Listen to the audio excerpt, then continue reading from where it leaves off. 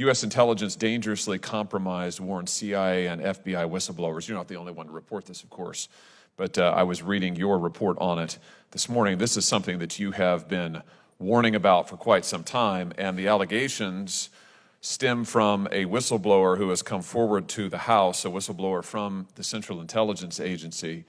I have the letter, the relevant letter here from the House Oversight Committee. The whistleblower alleges that a CIA team was paid to change its assessment of the origins of COVID-19. Do I have that broadly correct? Is that your understanding of the report? Yes. This is obviously a bombshell report, deeply, deeply troubling. I'm glad that the House is going to look into it. We should look into it.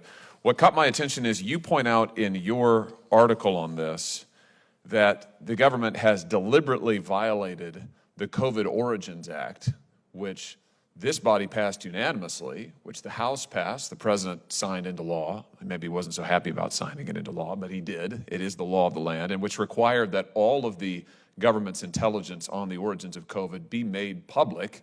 Instead, what the administration did was offer up a summary, which they then in turn heavily redacted.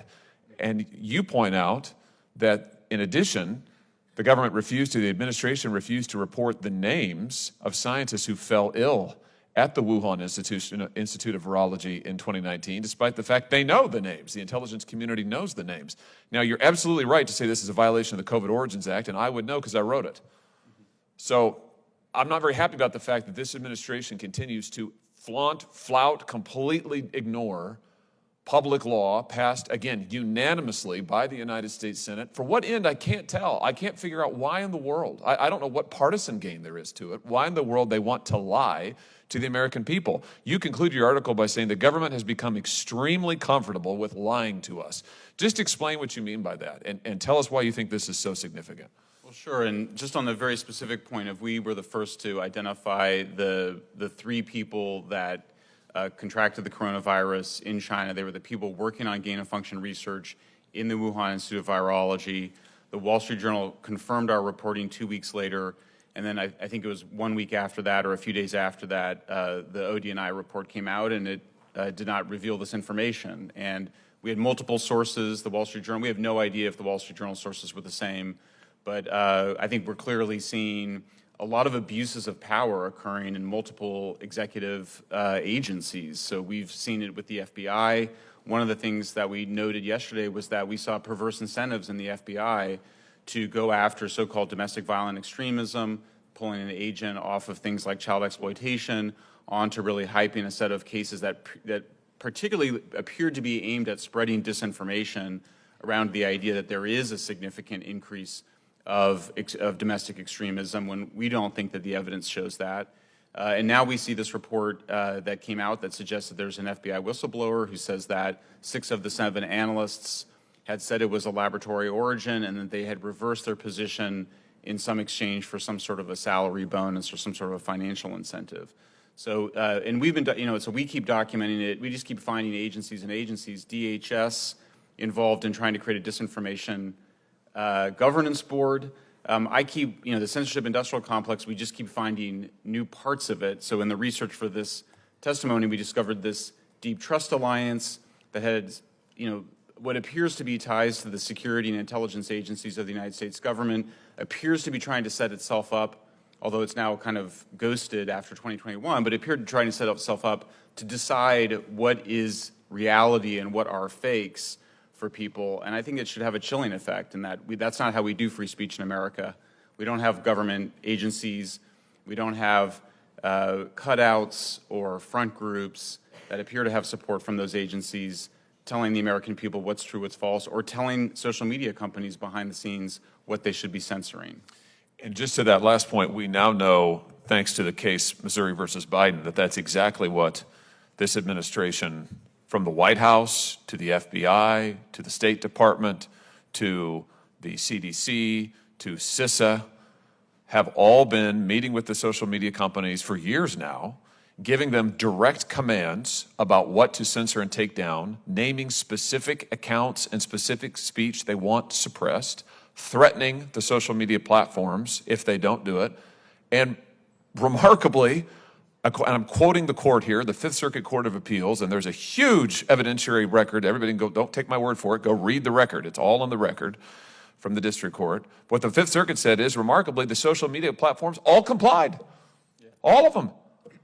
They all agreed to be tools of the United States government and to censor what they were ordered to censor, to suppress the speech they were ordered to suppress. You're a journalist. Tell us about the threat to the First Amendment. And by the way, just for the record, I think it's important to establish, the Federal Court of Appeals said directly, in no uncertain terms, this was a clear violation of the United States Constitution. The First Amendment does not allow the federal government to use private companies to censor when they wouldn't be able to do it themselves. And that's exactly what this administration has done. Tell us as a journalist the threat to free speech, to freedom of the press from this kind of collusion between a very powerful government trying to hijack every media company it can get its hands on. Well, sure. I mean, if you just start on the issue of the COVID vaccine, for example, public interest advocates spent a very long time trying to get requiring the pharmaceutical companies to list the side effects of their drugs in their advertisements. Here we saw a situation where people were sharing information about the side effects of the vaccine on Facebook and other social media platforms, and the White House demanding that it be taken down, Facebook complying, acknowledging that it was often true information. We also saw that Facebook's own internal research showed that actually it increases vaccine hesitancy when you censor those stories, that people, if they want to be comfortable with a new drug, they need to be able to talk it out a bit.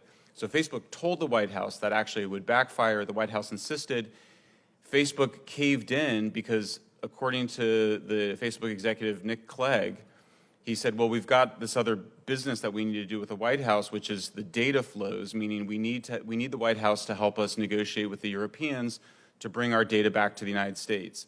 So I think the Fifth Circuit Court did a great job in identifying the clearly coercive measures, but I don't think it went far enough because the First Amendment, it prevents the government from abridging or infringing on free speech, offering an incentive to social media platforms, such as helping them with their dispute with Europe, in exchange for censoring often true content, though of course the First Amendment also protects false content.